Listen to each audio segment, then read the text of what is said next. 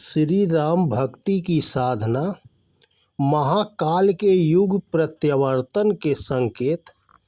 पवन तनय हनुमान जैसे जैसे आगे बढ़ते गए, प्रवाहित पवन के साथ सिद्धाश्रम की पावनता की सुगंध उन्हें मिलने लगी। अपनी भाव चेतना में उन्हें यह अनुभूति सघन होने लगी कि आसुरी आतंक के बावजूद इस संपूर्ण क्षेत्र में एक दिव्य व दैवी शक्ति सक्रिय है। निश्चय ही उसका केंद्र महर्षि विश्वामित्र का सिद्धाश्रम है। अपने विचारों की कुछ ऐसी ही वीथियों में विचरण करते हुए वे आगे बढ़ते गए। उनकी परिष्कृता चेतना इस वन प्रांत की सूक्ष्मताओं विलक्षणताओं का सहज स्पर्श पा रही थी। वे सोच रहे थे कि जीवन जब आत्म कल्याण व लोक कल्याण की सहज डगर पर आगे बढ़ता है तो निश्चय ही उसके व्यक्तित्व में कुछ अद्भुत आश्चर्यपूर्ण विनिर्मित होता है। आत्म कल्याण व लोक कल्याण कहने के तो मात्र दो शब्द हैं, परंतु इसमें क्रियाशील चेतना एक ही है। आत्म कल्याण की सघनता अंतःकरण को प्रकाशित करते हुए लोक कल्याण के लिए प्रेरित करती है। ठीक इसी तरह लोक कल्याण की सघनता ब्रह्म जीवन को पवित्र बनाते हुए आत्म कल्याण के लिए प्रेरित करती है। वन में आगे बढ़ते हुए कदमों के साथ उन्हें यहाँ की सूक्ष्म तरंगों में कुछ विचित्रता व रहस्यमयता की सघनता से अनुभूति होने लगी। हनुमान को लोकांतर का अनुभव था। वे स्वयं भी प्रकृति के परिवर्तनों, उसकी पावनता, प्रचंडता से अवगत थे। उन्हें यह सत्य स्पष्ट हो चला था कि महर्षि विश्वामित्र अवश्य कुछ असाधारण अनुसंधान कर रहे हैं और निश्चित ही उनके व्यक्तित्व के अनुसार व अनुरूप वे अनुसंधान लोक कल्याण के लिए समर्पित होंगे। इस वन में भी उसका प्रभाव दिख रहा था। एक विचित्र सी चैतन्यता व ऊर्जस्विता प्रवाहित हो रही थी। यहाँ के वृक्ष, वनस्पतियाँ, लता, बेलें, पशु पक्षी इससे ओतप्रोत हो रहे थे।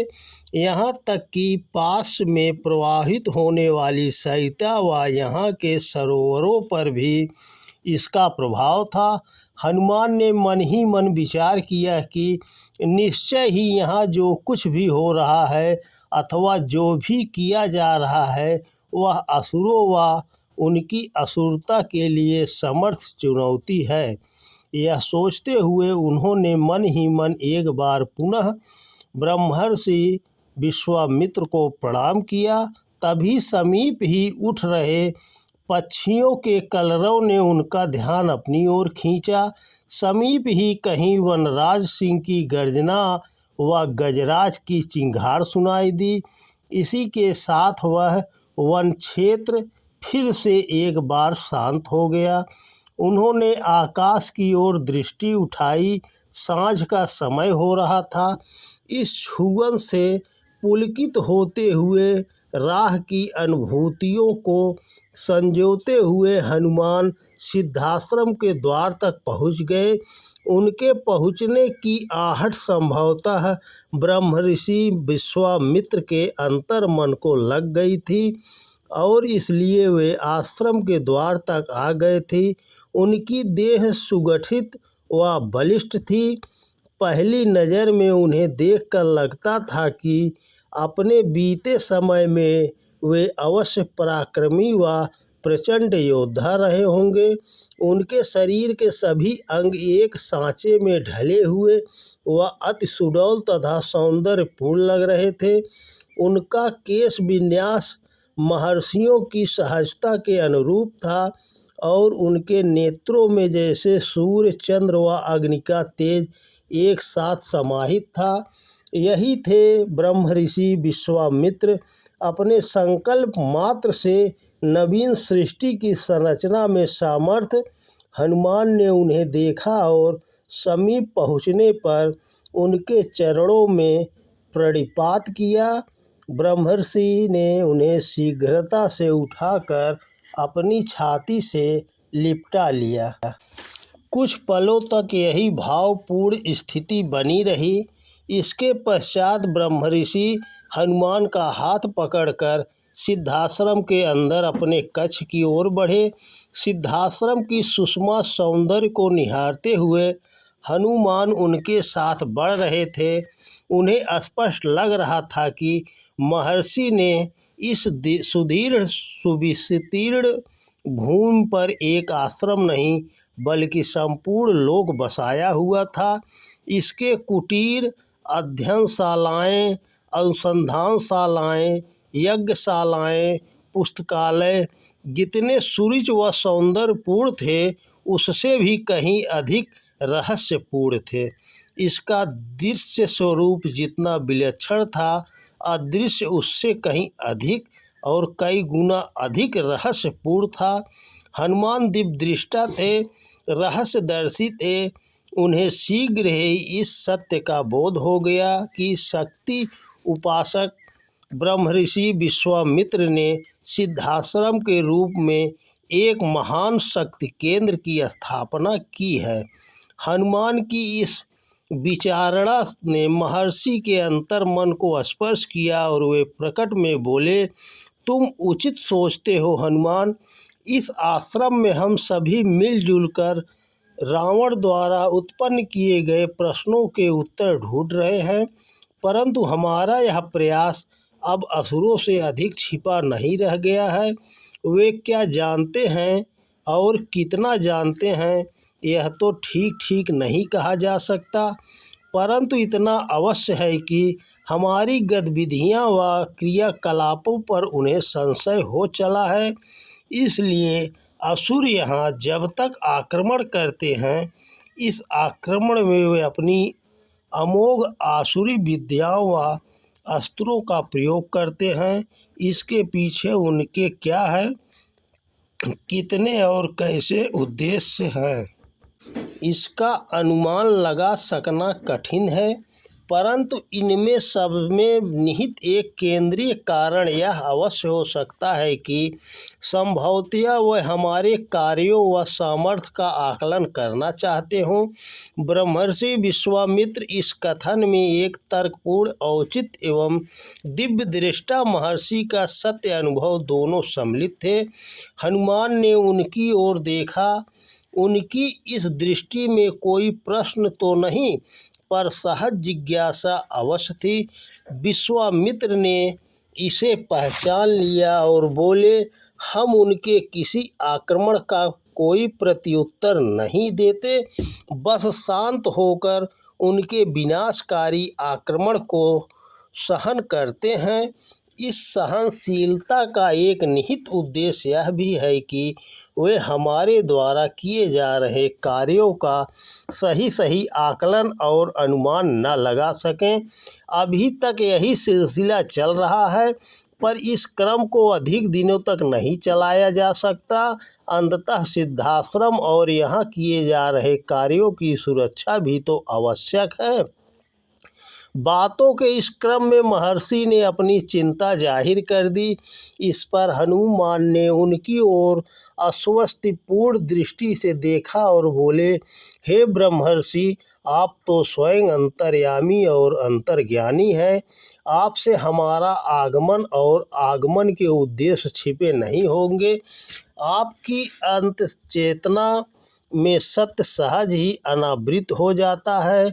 इस पर विश्वामित्र कहने लगे, तुम ठीक कहते हो हनुमान।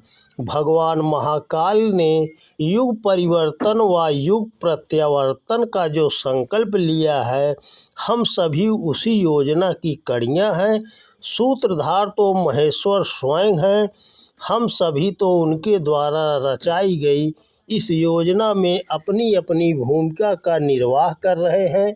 युग निर्माण योजना उन्हीं की है, युग परिवर्तन का कार्य उन्हीं का है। बस हम सभी को उनकी इस दिव्य लीला में अपनी तय भूमिका का निर्वहन करना है। हनुमान महर्षि के कथन का आशय समझ रहे थे। उन्हें यह भी समझ में आ चुका था कि संभवतः भगवान सदाशिव उन्हें भविष्य की योजना का संकेत दे दिया है। इस संकेत से महर्षि संभवतः यह भी समझ चुके होंगे कि अयोध्या नरेश महाराज दशरथ के भवन व राज्य में स्वयं नारायण न लीला कर रहे हैं। इस लीला के अगले चरण या अगले आयाम के उद्घाटन का दायित्व स्वयं महर्षि का है। अब तो इसका समय भी आ चुका है। हनुमान के इन विचारों के स्पर्श ने महर्षि को सजग व सचेष्ट किया और बोले, नारायण के नारायण अवतार का संकेत हमें मिल चुका है। यह संकेत हमें तभी सुस्पष्ट हो गया था जब स्वयं नारायणी धरती के उदर से प्रकट हुई। हम तो तभी से तुम्हारी प्रतीक्षा कर रहे थे। हर पल हर क्षण हमें सिर्फ तुम्हारे आगमन की प्रतीक्षा थी। आज भगवान सदाशिव हम पर कृपालु हुए हैं, जो उनके साक्षात स्वरूप एकादश रुद्र हमारे सन्मुख हैं। केसरी व अंजनी के पुत्र के रूप में तुम हमारे आशीर्वाद के अधिकारी हो, परंतु रुद्र अवतार के रूप में तो स्वयं हमारे आराध्य ही हो। यह कहते हुए महर्षि के नेत्र छलक उठे। दोस्तों नमस्कार, हम सभाजीत गुप्ता।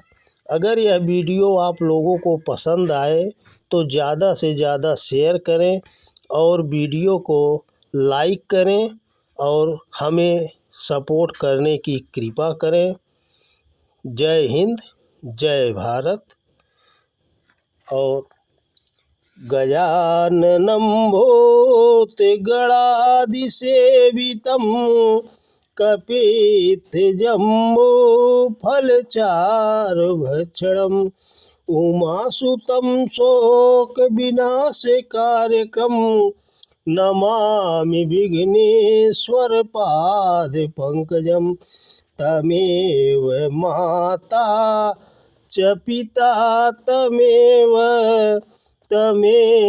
बन्धो च सखा तमेव विद्या द्रविणं तमेव सर्वम्।